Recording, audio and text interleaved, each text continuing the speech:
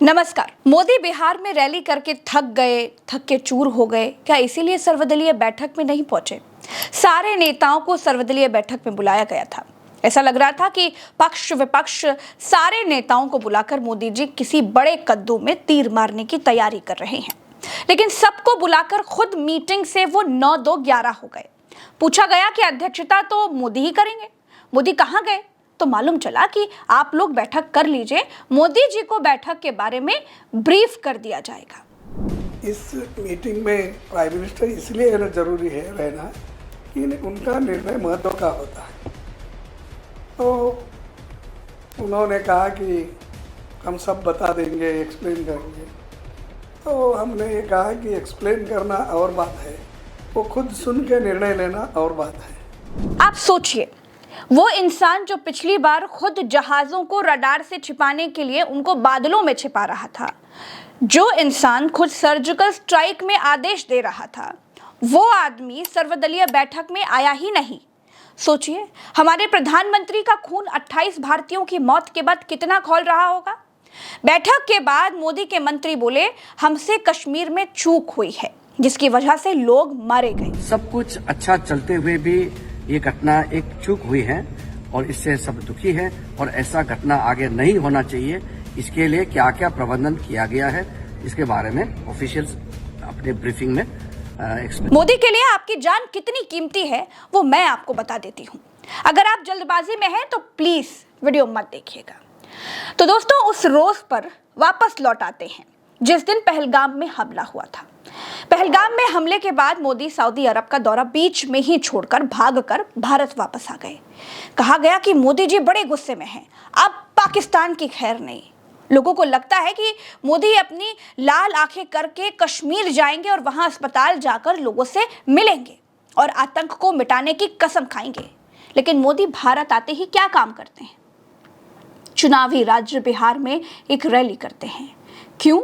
क्योंकि लोगों की जान से ज्यादा उनको वोट प्यारे होते हैं। मोदी को आतंकवादियों को चेतावनी देने के लिए रैली की जरूरत पड़ती है।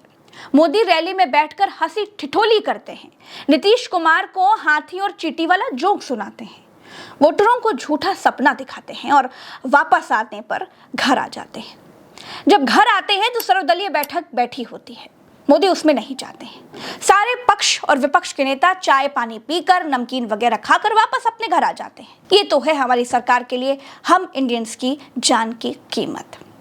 इजराइल को अपने नागरिकों की जान की चिंता है तो वो गाजा को बर्बाद कर देता है।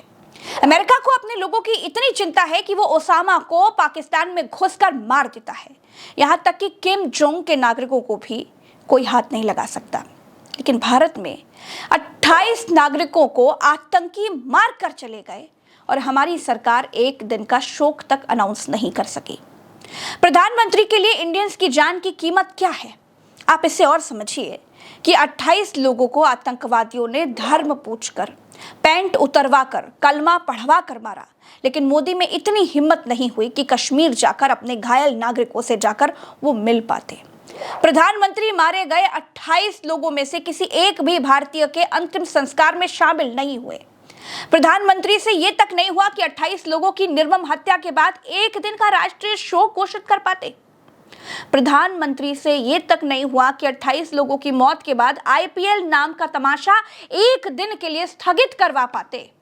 अमित शाह के लिए लाशों पर फूल चढ़ाने के लिए रेड कारपेट बिछाई गई थी।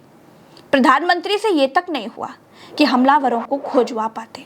जंगल में आतंकियों से मुठभेड़ हुई, ऐसी तक खबर नहीं आई दोस्तों। वहां गए हेलीकॉप्टर कहां गए? लड़ाकू विमान कहां गए? सब टेक्नोलॉजी। क्यों पहलगाम में आतंकियों को सरकार खोज नहीं पाई अभी तक? पहलगाम पाकिस्तान से सटा हुआ नहीं है। आतंकी हमला करके पाकिस्तान वापस नहीं भाग सकते, तो अभी तक पकड़े क्यों नहीं गए? पुलवामा में 350 किलो आरडीएक्स कहां से आया? किसी को नहीं मालूम। मारने वाले आतंकी कहां से आए? किसी को नहीं मालूम, पता ही नहीं चला। तमाम सवालों का आज तक कोई जवाब नहीं मिला दोस्तों।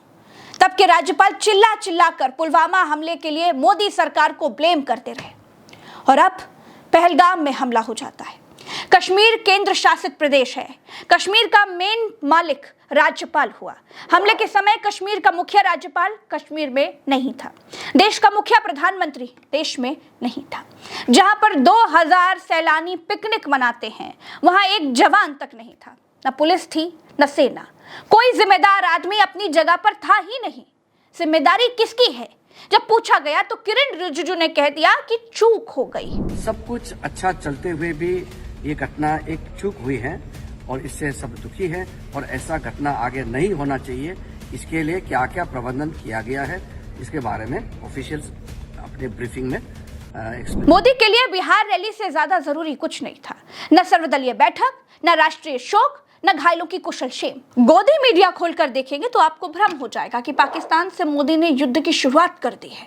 कश्मीर में एक घर जलाया गया है, उसमें कोई नहीं था, ना आतंकी ना इंसान की जात।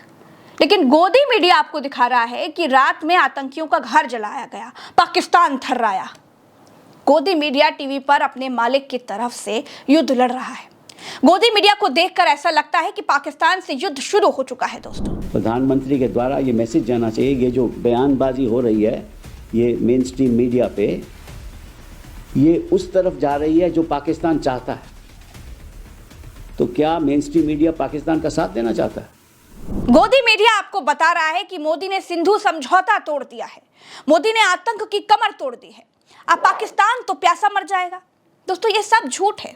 इतने बड़े हमले के बाद गोदी मीडिया मोदी की छवि चमकाने के लिए महिमा मंडन कर रहा है।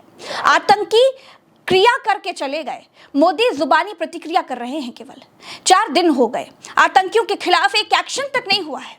मामला ठंडा होने के बाद कुछ नहीं होता है। और मिस्टर मोदी जी, हमें इस बार वो चोरी छिपे वाला सर्जिकल स्ट्राइक नहीं चाहिए, सीना तान कर आतंकियों पर एक्शन चाहिए। आज के इन नकली राष्ट्रवादियों से 100 गुना बेहतर लाल बहादुर शास्त्री थे। आज के इन नकली राष्ट्रवादियों से बेहतर इंदिरा गांधी थी, जिन्होंने पाकिस्तान को घुटनों पर बिठा दिया था। आज के इन नकली राष्ट्रवादियों से बेहतर नेहरू थे, जो ताज़ा ताज़ा आज़ाद हुए देश की गरीबी से भी लड़ रहे थे और पाकिस्तान से भी लड़ रहे थे। आज के इन नकली राष्ट्रवादियों से बेहतर तो अटल थे, जो कम से कम लड़े तो थे। आज के नकली राष्ट्रवादी सिर्फ एक्टिंग कर रहे हैं। दोस्तों, इस वीडियो में इतना ही। चैनल को अभी सब्सक्राइब कीजिए। देखिए, आतंकी हमले के लिए सारे कश्मीरियों को वही कोस रहे हैं जिनकी भुजाओं में दम नहीं बचा है, जो सिर्फ कागज के शेर हैं, जो सिर्फ पाकिस्तान को भाषणों में सबक सिखाने की धमकी देते हैं। मैं मानती हूँ आतंकियों ने धर्म देखकर जान ली है, लेकिन कश्मीरियों ने जान बचाते समय धर्म नहीं देखा था। नमस्कार।